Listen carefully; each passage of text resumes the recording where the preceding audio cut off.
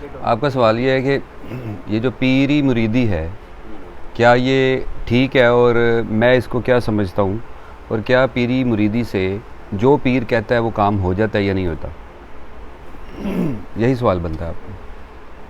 अच्छा, सबसे पहले देखते हैं कि पीर का मतलब क्या होता है। बेसिकली पीर का मतलब होता है रहनुमा, जो आपको गाइड करता है किसी न किसी चीज़ में। अब ये मिसाल देते हैं, मैं पीरी मुरीदी के ख़िलाफ़ नहीं हूँ और इसके ज़्यादा हक़ में भी नहीं हूँ।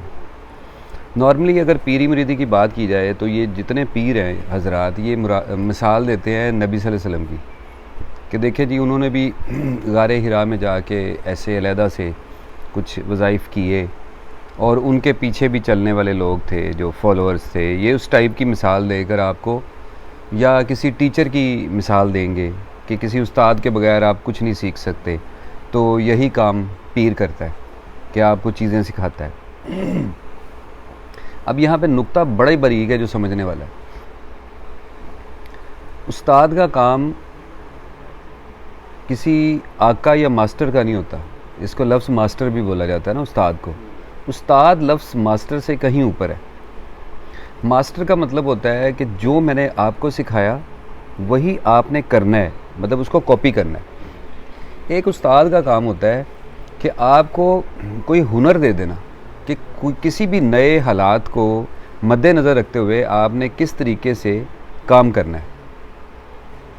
मिसाल के तौर पे अगर मैं कहूँ कि मेरे इंग्लिश का एक उस्ताद है, तो वो मेरा इंग्लिश की ज़ुबान का उस्ताद है, मेरे नज़रियात का उस्ताद नहीं हो सकता। मेरा एक उर्दू का उस्ताद है, तो वो मेरी उर्दू ज़ुबान सिखाने का, ग्रामेटिकली वोकेबलरी के लिहाज से मेरा उस्ताद होगा। वो मुझे उर्दू के शेर व शायरी का मफ़हूम मतलब समझा देगा, लेकिन मुझे इस काबिल बनाएगा कि आगे मैं ख़ुद इसकी तशरीह कर सकूं। और अगर मैं उसी की तशरीह की हुई, उसी की तशरीह समझाई को आगे लेकर चलूँगा तो फिर वो कॉपी पेस्ट होगा। और अगर एक शागिर्द का एजाज़ ये होता है कि वो चीज़ों को उस्ताद से आगे बढ़ाता है और आगे लेके जाता है।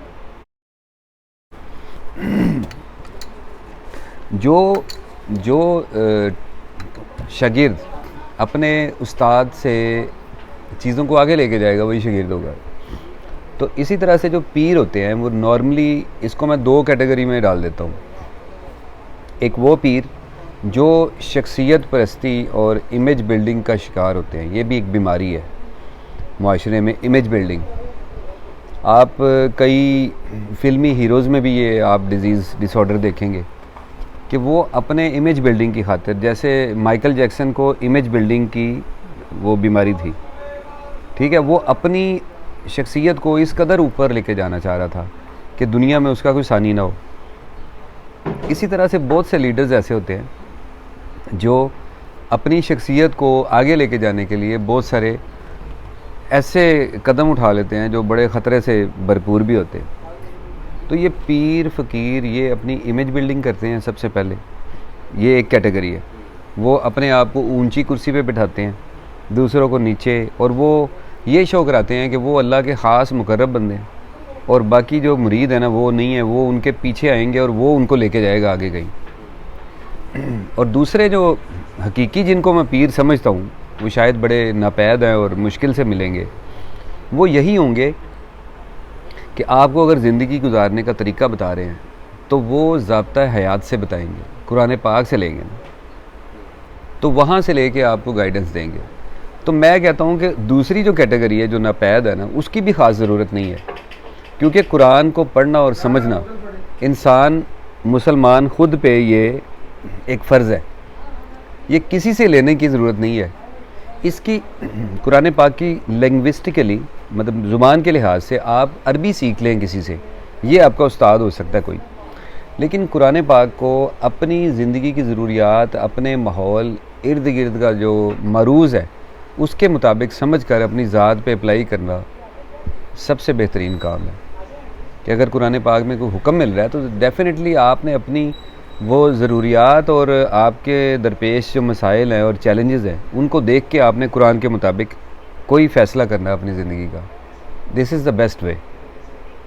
डिस्पाइट इट के आप किसी बंदे के पास जाएं, एक तो अपनी ज़ाती वो बातें सारी बताएं उसको, अपने ज़ाती मसाइल बताएं, उसमें आपको कभी भी वो शर्मिंदगी का सामना करना पड़ सकता है। तो बेहतर यह है कि अल्लाह की किताब की तरफ रुजू करें और उसमें से आपको हर चीज़ का हल, हर मसले का हल मिलेगा, उसमें किसी के लिए ज़रूरत नहीं है। और अल्लाह ताला ने तो कहा है कि मैंने ये किताब आसान कर दी है, तो कोई है जो समझे, इससे बड़ी बात क्या होगी। अच्छा, अगली बात आपकी ये थी कि बाबा हजरात करते क्या हैं, उनका क्या अमल दखल होता है और वो किस तरह से लोगों को अपने ट्रैप में फंसाते हैं। अच्छा, जैसे इसमें कई किस्म की हैं, उसमें से चंद किस्में जो मेरे जहन में अभी आ रही हैं वो मैं आपको बताता हूँ। आपने कभी देखा होगा, या पता नहीं आपको चांस हुआ है कि नहीं, किसी बाबा के पास जाते हुए उसके आस्थाने पे जाने का। अक्सर लोग वहाँ जाके बड़ा रिलैक्स फील करते हैं। जब भी आस्थाना होता है ना बाबा जी का, वो इनका एक कमरा सा बना होता है या जो भी उनकी वो एक ख़ास किस्म का माहौल बना होता है, वहाँ पे जाके आपको बड़ा ही सुकून मिलेगा, जैसे आप कहेंगे यार ये तो बड़ा मज़ा आ रहा है। उसके पीछे एक ख़ास वजह है। एक तो उन्होंने कोई अजीबोगरीब चीज़ें स्पिरिचुअल टाइप लगाई होती हैं, कोई तस्वीरें या कोई कोई छड़ी या कोई इस तरह की चीज़ें लगाते हैं। लेकिन दूसरा, उन्होंने एक कोई ना कोई केमिकल जड़ी बूटी को आग से सुलगाया होता है। अब आप कहेंगे कि उस केमिकल को सुलगाने से जो धुआं निकलता है उससे हमारा क्या ताल्लुक, उससे हमारे मूड का क्या ताल्लुक? 100% ताल्लुक है। जैसे आप सिगरेट पीते हैं तो आपके मिजाज पे, आपके सोच पे फ़र्क पड़ता है, ठीक है? वो तो आप डायरेक्ट इनहेल कर रहे हैं ना, आपके जिस्म पे जो मसाम है ना इसके अंदर, ये भी सांस ले रहे हैं। आप कभी यहाँ पे टेप लगा के देखें एक हिस्से पे, तो वो आपका ना वो गल जाएगा एक तरह का, ठीक है?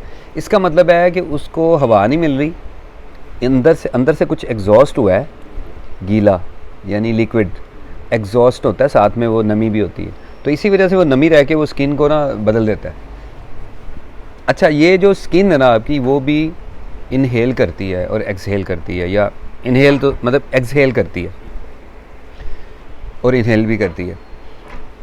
अब जब आप उस माहौल में जाते हैं ना, चाहे वो सांस से इनहेल होता है या जिस्म के साथ उसका अटैचमेंट होती है, तो आपके पूरे जिस्म में वो सरायत करती है, वो स्मोक जो धुआं होता है, वो जब उन्होंने सुलगाया होता है तो वो आपको एक रिलैक्सेशन फ़ील होती है।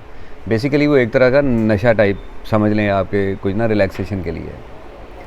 दूसरे जो आपको तवीज़ लिख के देते हैं कई दफ़ा, ये जो पीर बाबास, ये वो आम तौर पे तो पीर जो लिख के देते हैं वो तो होते ही हैं ना, वो तो एक नफसियाती अमल है, लेकिन इसमें एक केमिकली भी तवीज़ लिख के देते हैं, फ़िज़िकली आपको असर होता है। मिसाल के तौर पे आप किसी बाबा के पास जाएंगे, जी इस बंदे को, ये हमारा दुश्मन है या फ़लाँ है, ये ख़त्म करना है, तो वो बाबा क्या करेंगे, जो तवीज़ लिखेंगे ना, वो आपको देंगे कि ये पानी में डाल देना और 10 दिन या महीना पानी पिलाना है। एक्चुअली वो तवीज़ किसी जहर से लिखा होता है, किसी केमिकल से लिखा होता है। वो जब पानी में जाता है तो उसकी हेल्थ पे वो मसला करता है, जिसको पिलाया जाता है। हाँ, जिस चीज़ से वो स्याही से लिखता है ना, उस स्याही के अंदर नीला थोथा या कोई ऐसी केमिकल वो डाला होता है, जिसकी वजह से उस जो तवीज़ जो पिला रहा, जिस पीने वाला जो होता है ना, उसको मौत भी वाक़या हो सकती है। वो इस कदर ख़तरनाक हद तक ये बाबा जो है ना चलते हैं। अब एक और बाबा से मिला मैं, तो मेरा जितने भी लोगों से इत्तेफाक हुआ इस तरह के बाबा से मिलने की, तो मैंने उनसे राज गुलवाने की कोशिश की इन ए वे और अदर। जैसे भी मैंने उनसे वो उनको कह के या किस तरह से प्रेशराइज़ करके ये बात निकलवाई, वो अलग बात है। तो एक बाबा ने तो मुझे ये प्रैक्टिकली वो कहता जी मैं काला इल्म करता हूँ। मैंने कहा अच्छा जी, मैं आपका काला इल्म देखना चाहता हूँ। उसने मुझे पहले बड़ी वो कहानी डालने की कोशिश की, लेकिन मैं उसकी कहानी में नहीं आया, तो फिर उल्टा उसको बताना पड़ा मुझे कि ये वो कैसे करता है। उसने कहा था ये कि ये जो हम मैंने उससे पूछा कि तुम्हारे पास कौन सा ऐसा है ख़ास है जो इल्म जो तुम करते हो तो औरतें तुम्हारे पास बहुत आती हैं। वो कहता है मेरे पास औरतें ज़्यादातर आती हैं अपने हामन को अपने काबू करने के लिए। तो मैंने कहा वो कैसे करते हो? उसने कहा जी खैर उसने मुझे ये बताने से पहले वादा लिया कि आप बाहर जाके मेरा कोई राज नहीं खोलेंगे, और मैं जिस घर में इस वक्त रह रहा हूँ तो उनसे बिल्कुल बात नहीं करें। मैंने कहा ठीक है चलो, मैं नहीं बताता तो आप मुझे बताओ, वरना मैं आप सारा राज खोल दूँगा।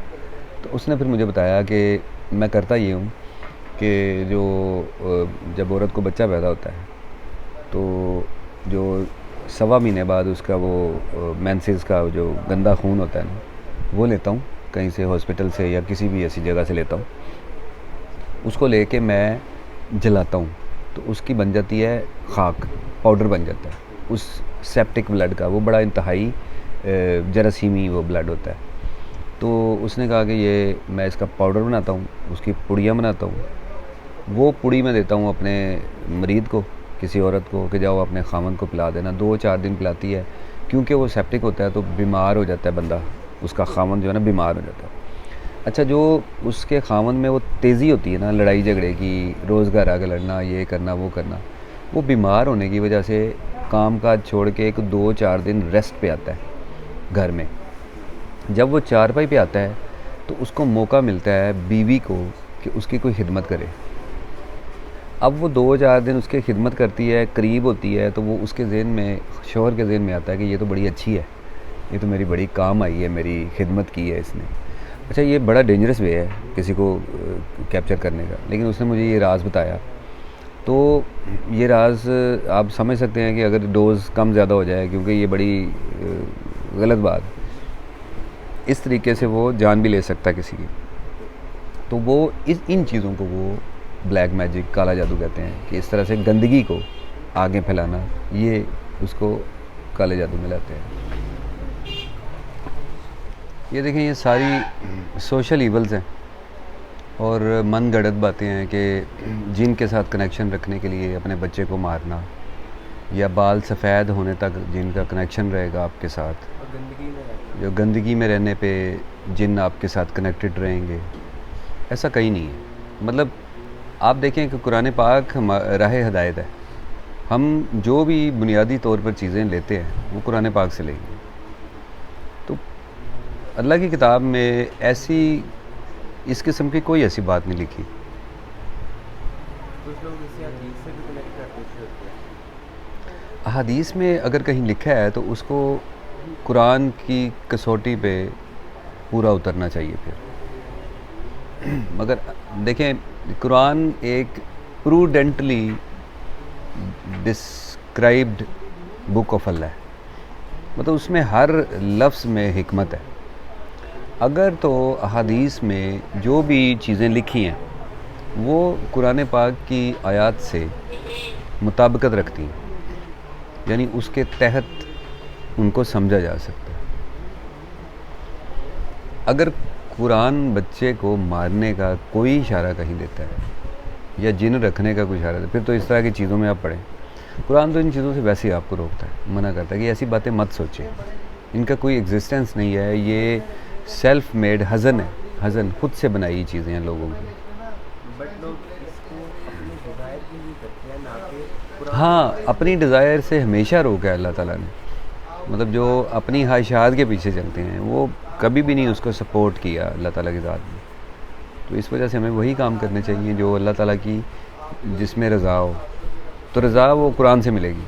इसमें तो हमें कुरान में ऐसा कोई नहीं मिलता। ठीक है, कुछ लोग जैसे मौलवी हज़रात के यहाँ से बताया था, उनका ये कहना है, तो वो किस स्टैंड पॉइंट से ही बात करते हैं? अब देखिए, मौलवी हजरात जिस स्टैंड पॉइंट से बात करते हैं वो तो उन्हीं को बताना पड़ेगा कि उन्होंने कहाँ से वो बात ली और कैसे वो कुरान के साथ इसको टैली करते हैं। कुरान या हदीस के साथ नहीं, ये बड़े वो और किताबें भी बहुत लिखी हैं, शायद उनमें आपने कहीं से रेफरेंस दे रहे हैं, लेकिन ये कुरान का टॉपिक ही नहीं है। इस तरह की चीज़ें, ये जो खराफात है ना, इनका ये टॉपिक नहीं है कुरान पाक का। और क्या ऐसा पॉसिबल है कि कोई इंसान ज़िंदगी को अपना के या किसी के साथ ऐसे? कुरान तो तहारत की बात करता है, कभी वो गंदगी की बात करेगा ही नहीं। नहीं, कुरान में नहीं, मैं बात कर रहा हूँ कि एक बंदा अपने डिज़ायर के पीछे कुछ ऐसा काम कर रहा है जो कि कुरान में नहीं। देखें, अगर आप इसको मेटाफर में लेते हैं ना, मेटाफोरिकली लेते हैं इस बात को, गंदगी और तहारत को, इसमें ये पॉइंट मैं ज़रूर कहूँगा आपको कि गंदगी और तहारत दोनों जो है ना,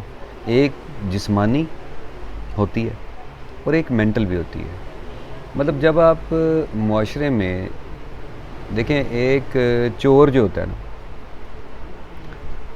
एक चोर आपके पैसे चुराता है, लेकिन एक ये सियासत में बात आ जाएगी, सियासी चोर जो होता है ना, वो आपकी तालीम चुराता है, आपके बच्चों की तालीम चुराता है, आपकी जो है सेहत चुराता है, जो उसके सहूलियात हैं, आपकी इज़्ज़त नफ्स चुराता है, आपकी हिफाजत चुराता है, वो सब कुछ चुरा के ले जाता है।